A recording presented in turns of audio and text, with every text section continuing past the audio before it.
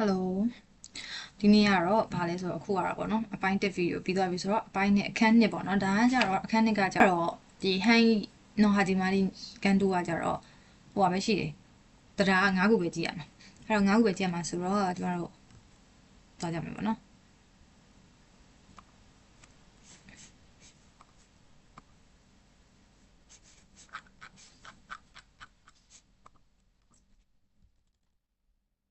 ဒီဆိုနံပါတ်1ဒီမှာအောင်ဆုံးတစ်ခုကတော့ဘာလဲဆိုရင်အိုခါဝခီရီနီ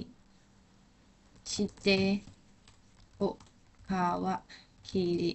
တို့ရှိတယ်ခန်းကြီးနဲ့ပဲပြောင်းလိုက်ပြီပေါ့နော်နှစ်ခုကအတူတူပဲဘာလဲဆိုလို့ရှိရင်တစ်ခုခုကိုအစပြုတ်ပြီးဆိုတဲ့အဓိပ္ပာယ်အဲ့ဒါကြောင့်တစ်ခုကိုအစပြုတ်ပြီးတော့နောက်အရာတွေပါလာတဲ့အခါမျိုးမှာတုံးတယ်ဥမာဆိုလို့ရှိရင်ဒါပါတော့နွေဦးရောက်ပြီဆိုလို့ရှိရင်ဂျပန်မှာနွေတော့မှအဲ့လိုမျိုးအသီးတွေပွင့်နေပန်းတွေပွင့်နေပေါ့နော်အဲ့တော့ဆာကူရာကိုအစပွင့်ပြီးတခြားပန်းတွေလည်းအစပြုတ်ပြီးတခြားပန်းတွေလည်းပွင့်လာတဲ့အခါမျိုးမှာလည်းတုံးတယ်ပေါ့နော်ဒါပါတော့ဆာကူရာကိုခါဝါကီတီနီစတေဟိုကနောဟာနာမိုတက်ဆန်စိုက်တေတို့ပွင့်လာတယ်လို့ပြောချင်တာပေါ့နော်အဲ့လိုမျိုးအခါမျိုးမှာတုံးတယ်နောက်တစ်ခုကကြတော့နံပါတ်2အစပြုတ်ပြီပေါ့နော်မြန်မာလိုတစ်ခါရေးပေးမယ် Okay ဟုတ်တာရေးရတယ်ဟုတ်ပြီနောက်တစ်ခုကကြတော့ Okay ဘယ်လိုပြီးတော့နောက်တစ်ခုကကြတော့နိဣတာဒုမာတေနိဣတာဒုမာတေကကြတော့ဗာလဲဆိုလို့ရှိရင်အထီကိုဆိုတာဘယ်လိုမျိုးလဲဆိုတော့အဲ့လိုမျိုးကန့်တက်ချက်အတိုင်းတာအထီကိုပေါ့နော်အဲ့လိုမျိုးထပ်ပို့ပြီးကြော့သွားတဲ့အခါမျိုးမှာတုံးတယ်ဥပမာဆိုရမယ်ဆိုလို့ရှိရင်ကျောင်းကငယ်တော့ဆိုလို့ရှိရင်ပေါ့နော်ကျမတို့ကျောင်းမှာဆိုရင်အထက်တန်းကျောင်းမှာဆိုလို့ရှိရင်အခုဆိုရင်အထက်တန်းကျောင်းသားတွေကမိတ်ကပ်တွေလည်းလိမ့်နေပြီးရင်စပင်းတွေလည်းစိုးကျင်လည်းစိုးလို့ရတယ်ပေါ့နော်အပြင်ကျောင်းမှာကျောင်းလို့ဆိုလို့ရှိရင်ကျောင်းမှာတနခါလိမ့်ရတယ်တနခါမလိမ့်လို့မရဘူးဖက်နှက်ဆိုအဲ့လိုမျိုးအဖြူပဲစီရတယ်အဲ့တော့ဘယ်လိုမျိုးချေမျိုးမှာတုံးလဲဆိုလို့ရှိရင်ဆေးဖူခုကနေပြီးတော့ထားပါတော့ဟိုခဲလျှော့နီအီတာတို့မှတဲ့ချွေစားလိုက်တာပေါ့နော်ဒီခဲလျှော့ဆိုအလှပြင်တာပေါ့နော်အလှပြင်တဲ့အထီကိုလိုက်ပြီးတော့ပြောတယ်အတိုင်းထတစ်ခုထက်ကိုကြော်လွန်ပြီးပြောတဲ့အခါမျိုးမှာတုံးတယ်သူကောင်းတဲ့နေရာမကောင်းတဲ့နေရာကိုတုံးပါတယ်မကောင်းတာကြီးပဲတော့မဟုတ်ဘူးပေါ့ဥမာခီးစဉ်တစ်ခုသွားရဲဆိုလို့ရှိရင်ဒီခီးကဘယ်လောက်ထိအသေးစိတ်ကြလဲဆိုလို့ရှိရင်ကျွန်တော်တို့အိမ်သာသွားရဲချူကန်သွားရဲ HNT ကို schedule တွေဆွဲပေးထားတယ်အဲ့လိုမျိုးနေရာတွေမှာလည်းဒီနီအီတာတို့မှတွေကိုတုံးတယ်ပေါ့နော်အဲ့တော့အထီကိုဆိုပြီးတော့ကျွန်တော်တို့ဘာသာပြန်မယ်ပေါ့နော်သူတုံးရတဲ့နေရာတော့ခုနကကျွန်မပြောတဲ့အတိုင်းပဲတုံးလို့ရတယ်ဟုတ်ပြီနံပါတ်3ကကြတော့အိုခါဂီဒီနီအဲ့ဒါကဘာပြောချင်တာလဲဆိုလို့ရှိရင်အဲ့အိုခါဂီဒီနီကြတော့သူ့ရဲ့ဥစ္စာကလည်းမြန်မာလိုကတော့အထီကိုပေါ့နော်ဒီနေ့မှာပဲငါအရက်တောက်တာကိုအရက်ကိုဖြတ်လိုက်တော့မယ်ဆက်လိုက်တောက်တာဖြတ်လိုက်တော့မယ်ရက်လိုက်တော့မယ်တခုခုကိုအဆုံးသတ်လိုက်တော့မယ်ဒီနေ့မှာပဲဒီနေ့အထီပဲလို့ပြောချင်တဲ့အခါမှာအိုခါဂီဒီနီကိုသုံးတယ်သူကအဲ့လိုလူချင်းပြောရဲဆိုတာပေါ့နေ့စဉ်သုံးတဲ့စကားလုံးမှာပေါ့နော်ဥခခီလေးမျိုးသုံးတယ်ဘာဖြစ်လဲဆိုတော့သူနဲ့ဆင်တဲ့ဥစ္စာအတူတူပဲဒီနေ့မှာပဲဒီနေ့ကိုအဆုံးသတ်လိုက်မယ်ဒီနေ့မှာပဲအဆုံးသတ်လိုက်မယ်ဆိုပြီးသုံးတာလည်းရှိရကွာဒါပေမဲ့ဒီကနေ့စဉ်သုံးဆိုပေမဲ့အောက်ကနံပါတ်4ကကြတော့နေ့စဉ်သုံးမဟုတ်အဲ့ဒါဘာလဲဆိုတော့အိုမို့တယ်မိုဂျီမတ်တယ်ပေါ့နော်မို့တယ်မိုဂျီမတ်တယ်ဘာလဲဆိုတော့သူလည်းအထီကိုအထီပဲဒါပေမဲ့သူသုံးတဲ့ဟာကြတော့မှာထားပါတော့နော်အော်ရီဒူတို့တယ်လီနောတို့ရှိမှာပေါ့နော်ကျွန်တော် Rakuten တို့ရှိမယ်အဲ့မှာပေးတဲ့ service တစ်ခုဒီနေ့မှပဲအဆုံးသတ်လိုက်မယ်အဲ့လိုမျိုးကြော်ညာတာပေါ့နော်သူကြတော့အဲ့လိုမျိုးကျွန်တော်တို့နေ့စဉ်သုံးစကားလုံးမဟုတ်ဘဲနဲ့ဘယ်လိုပြောရမလဲအနေformal ဆန်တယ်ပေါ့နော်ပညာချက်တွေအိုရှိတာဆက်တွေအဲ့လိုမျိုးနေရာမှာအို model တော့နှစ်ခုလုံးတော့ကြော်ညာတာပဲပေါ့နော်ငါဒီလိုလုပ်မယ်လို့အဲ့လိုမျိုးလူတွေပြောလိုက်တာပေါ့နော်အဲ့လိုမျိုးသုံးတယ်ပေါ့နော်ဒါကတော့နေ့စဉ်သုံးဒါကတော့အိုရှိလာဆယ်တို့ဘာတို့ပေါ့နော်အနေနဲ့ formal ကြိုက်နေရမျိုးတွေမှာသုံးတယ်နောက်တစ်ခုနံပါတ်5ကကြတော့နော်5ခုပဲသုံးရမှာငါးခုပဲတင်ရမှာပြောတာပေါ့နော်ကြည့်ရမှာဒါလေးကတူအီတတူခိုလောဒါဆိုတာကလောက်ထိပဲလို့ပြောချင်တာဒီနှစ်ခုကတူနေတဲ့အတွက်ကျွန်မမြန်မာလိုတော့မရေးတော့ဘူးနော်ဒါလေးတော့ရေးလို့ပဲဒါလောက်အထိပဲဟုတ်ပြီအဲ့တော့ဘယ်ဟာကိုပြောချင်တာလဲဆိုလို့ရှိရင်ဥမာသူ့ရဲ့အကောင်းဆုံးအရေးချင်းတော်မှဒီလောက်အထိပဲလို့ပြောချင်တာဆိုင်ရထားပါတော့ဒီဆိုင်ကျင်းလေးတေးသေးလေးရောင်းအားကသူအရင်ရောင်းရတယ်ဆိုရင်တော့မှသူ့ရောင်းအားကတရက်ကိုမှ10,000လောက်အထိပဲအဲ့လိုမျိုးအချိန်မှာတူအီတက်တခုတော့ဓာတ်ကိုသုံးတယ်ဒီဆိုင်ကလူများတယ်ဆိုရင်တော့မှအများဆုံးက သူ့ရဲ့လူအများဆုံးဆိုရင်တော့မှ15ရောက်လောက်အထိပဲဆက်နေဂျပန်တချို့ဆိုင်တွေဆိုဒါကျင်းနေ15ရောက်လောက်အထိပဲဆက်15ရောက်ဆိုတော့တော့ကျင်းနေပါပြီ15လောက်အထိပဲဆက်နေအဲ့လိုမျိုးအချိန်မှာတို့အီတက်တစ်ခုတော့ဓာတ်ကိုသုံးတယ်အဲ့တော့သူ့ရဲ့လဲပုံးလေးတွေကိုတစ်ချက်ကြည့်ကြည့်မယ်ပေါ့နော်လဲပုံးလေးတွေကိုကြည့်မယ်အဲ့တော့ခုရဲ့လဲပုံးလေးတွေနဲ့လည်းကိုယ့်ဘာကိုသုံးလို့ရတယ်ဒီမှာတော့ဟိုဘယ်လိုပြောရမလဲကိုစင်ပြေတဲ့ဟာနဲ့ပဲသုံးပါအဲ့လိုမျိုး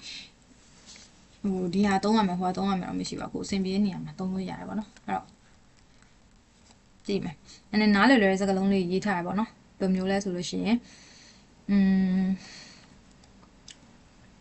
ခုနိုဒါတော့ဖတ်စာလေးဟာပဲသုံးလိုက်တယ်ခုနိုစက္ကဝဆိုတာကဒီစာရေးဆရာကဂျီဘွန်တော့ဆိုတာကိုယ့်ရဲ့ချစ်ချစ်အိုရဆိုတာကအဖေနို့ကိုတို့အဖေရဲ့အကြောင်းကိုခါဣတရေးထားတဲ့ short ဆက်ဥကြိုင်ငယ် short ဆက်တော့ဝတ္ထုကိုတဲ့ဝတ္ထုကိုဒီမှာအဲ့ဒါတကြောင်းကြီးနေပါလားပြန်ပြသွားတာเนาะခါဝါခီလီနိရှိတယ်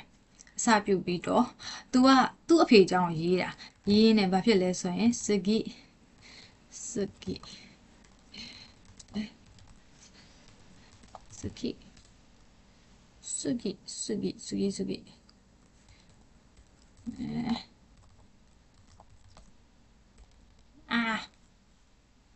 စဂိစဂိ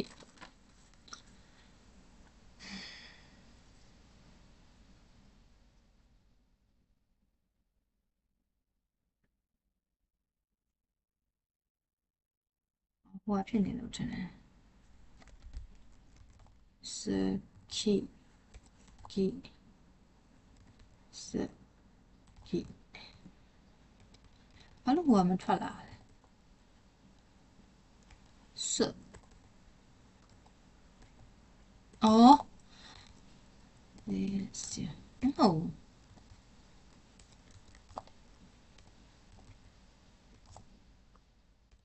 ဟုတ်တယ်ကျိုးလို့တုံးတာလေနိုင်နေနော်တိုက်ပြန် DU ရိုက်တာပြောင်းပြီလို့ဟုတ်ပြီအဲ့တော့စဂိစဂိဘယ်လိုဖြစ်တာစဂိစဂိစဂိထားပါတော့ဟိုကအမှန်တော့ဟိုခန်းကြီးပေါ်လာစဂိစထပ်ပြီးတော့စဂိစဂိနေဝါတိုင်းစကူကိုဟပ်ပြောရှိတယ်လို့ဆိုတာကဘာလဲဆိုရင်ထပ်ပြီးတော့ခေါင်းစဉ်နေနဲ့ဥစ္စာတွေကိုလည်းသူ presentation လုပ်နေရပါတော့ထပ်ပြီးတော့နောက်ထပ်တိုက်တယ်ရင်းနဲ့လည်းသူထပ်ပြီးတော့အတစ်ထပ်ရေးနေရလို့ပြောချင်တာပါနော်အဲ့တော့ဘယ်ဟာကိုအစပြုလိုက်တာလဲဆိုတော့သူ့အဖေရဲ့အကြောင်းရေးတဲ့ဟာကိုအစပြုလိုက်တာပါနော်နိအီတာလူမာတွေကခုနလိုပဲပေါ့နော်အတိုင်းတာတစ်ခုကိုကြော်လွင်ပြီးတော့သူကထပ်ပြီးတော့လိုက်ပြီးတော့ပြောတယ်ကောင်းတဲ့အခါမှာမကောင်းတဲ့အခါမှာတော့သုံးတယ်ပေါ့နော်အဲ့တော့ဒီဥစ္စာတော့ကောင်းတဲ့အခါမျိုးမှာသုံးလိုက်ပြီပေါ့နော်ဒီမှာဒီ level ကတော့ဟွန်းဒိုနော်လျော်ကုန်းနော်ခုနော် schedule ဆိုအချိန်စီကိုပြောချင်တာပေါ့နော် schedule ပြောပါဒီအချိန်ပေါ့နော်ဒီအချိန်ရဲ့ဒီလေရင်ရဲ့ဟိုဟာက schedule ဆိုအချိန်စီရဲ့မန်မီဆိုတာဘာလဲဆိုလို့ရှိရင်အသေးစိတ်ကြရတယ်ပေါ့နော် schedule ရောဇယားကအသေးစိတ်ကြလွန်းနေဘာလဲဆိုရင် kishore ဆိုတာkishore ဆိုတာဘာလဲဆိုတော့အဲ့ရထားခြင်းပြောတာkishore ကြီးခံခါဒါအဲ့ရထားခြင်းကနေပြီးတော့ eco key လေရင်9ဆိုတာကလေရင်အတွင်းမှာ short ခုကြည့်လေရင်တွင်းမှာစားလို့ရတဲ့အချိန်ကြီးရှိရယ်ကွာစားလို့ရတယ်အစားစားပေးတဲ့ဥစ္စာတွေရှိရယ်အဲ့တော့လေအတွင်းမှာစားရတဲ့ short ခုကြည့်ခိုင်ရှိဆိုတာကစခြင်းသိန်းချိန်ကြီးခံအထီကိုကြီးခံနိအီတာဒုမတဲ့ဆိုတာအရင်ဒီတေးကြရပါဒီမှာတနေရာသွားမယ်အချိန်မဟုတ်ဘူးနဲ့စားချိန်တောက်ချိန်ကြီးပဲသူ schedule ရေးတာဂျပန်ကြီးတစ်ခါကျရင်အဲ့လိုပဲပေါ့နော်အလွန်ကျူးတွေပေါ့ခိုင်းတယ်အလွန်ကျူးတွေတော့ပြောလို့မရပါဘူးကိုရီးယား schedule နဲ့မလုပ်လို့သူတို့တွေတက်တယ်ကောင်းတာတော့ကောင်းတာပေါ့နော်ခိုင်းတယ်အဲ့လိုရေးထားတယ်ပေါ့နော်ဟုတ်ပြီအဲ့တော့ဒါကတော့တိုင်းတာတစ်ခုတည်းကိုကြော်ပြီးလုပ်တဲ့အခါမျိုးမှာနီအီတာဒူမာတွေကိုသုံးတယ်ပေါ့နော်အိုခါဂီဒီနီအိုမိုတဲခုနပြောတဲ့အတိုင်းအတူတူပဲအထိဒီမာတင်ပဲ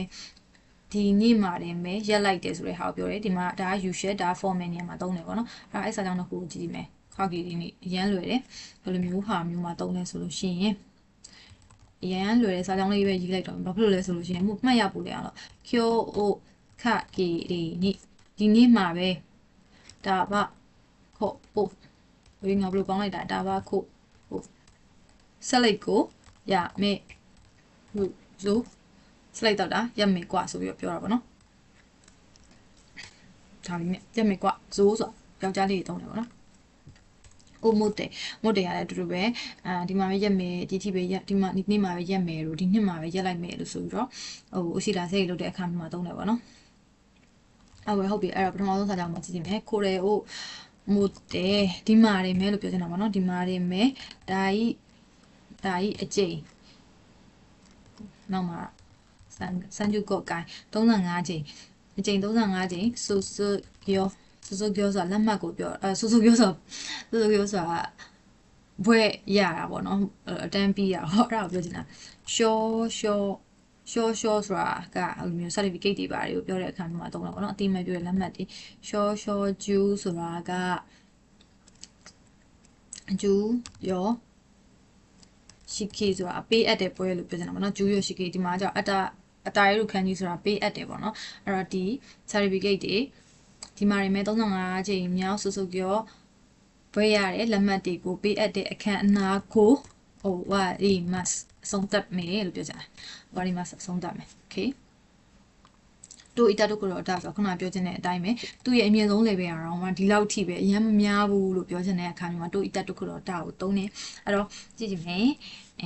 ခုနကကျမရေးထားတဲ့စာကြောင်းလေးကပို့ပြီးတော့ဖတ်ရမှတ်ရပို့လွယ်မလားလို့လေစာကြောင်းကဘယ်နားမှာလဲတော့သိတော့ကွာဒါပေမဲ့ဒီနေ့ကစာကြောင်းမရေးလိုက်တော့မယ်ကျမလည်းကိုယ့်အကူကိုစာကြောင်းလုပ်တယ်ဘာဖြစ်လို့လဲဆိုတော့မှတ်မိအောင်လို့ grammar လေးကို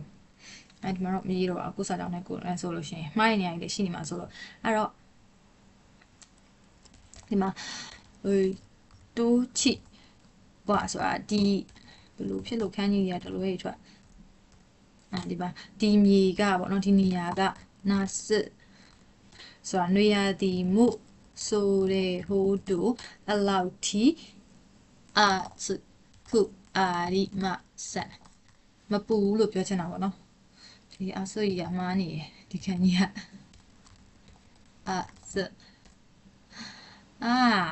အဆွေပဲရေးလိုက်တော့မယ်ဘယ်လိုဖြစ်လို့ထူခန်းကြီးတော့ငါကလည်းတလွဲဟဲ့ဟုတ်ပြီဒီခန်းကြီးဒီဟာကဒီနေရာကနွေရာသီတောင်မှအဲ့လောက်ကြီးမပူဘူးသူ့ရဲ့ level ကတိတ်မမြင့်ဘူးလို့ပြောတာ size ခိုးဆိုတာကအမြင့်ဆုံးသူ့ရဲ့နွေရာသီတောင်မှအမြင့်ဆုံးရန်အပူချိန်အမြင့်ဆုံးနေ့ရှိတယ်မို့အမြင့်ဆုံးတော့မှနိကျူတော့ခုနိကျူနနာဆိုတာကျမတို့ရန်ကုန်မှာဆိုလို့ရှိရင်အဲ့ဒါအေးတယ်လို့တော့ပြောလို့ရတယ်ပေါ့နော်နိကျူလောခုနိကျူနနာတို့ဒီ grammar လေးကိုကောက်ပြီးရေးလိုက်ရမယ်တို့ခေါ်တော့ဒါလောက်ထိပဲ26 29လောက်ထိပဲလို့ပြောချင်တဲ့အခါမှာတုံးနေသူ့ရဲ့နွေရာသီကဒီလောက်တောင်မပူဘူးအပူဆုံးချိန်တောင်မှ26 29 degree လောက်ထိပဲဒိုးဆိုတာ degree ကိုပြောတာထိပဲလို့ပြောချင်တာပေါ့နော်အဲ့တော့ကျမတို့ပြန်ကြည့်မယ်ဆိုလို့ရှိရင်9ခုပဲရှိပါတယ်ဗာလဲဆိုလို့ရှိရင်kawakiri niste kawakiri toste ဆိုပြီးတော့အစာပြုပြီးတော့သုံးတယ်နောက်တစ်ခုကကျတော့ ni itaru mare အထီကို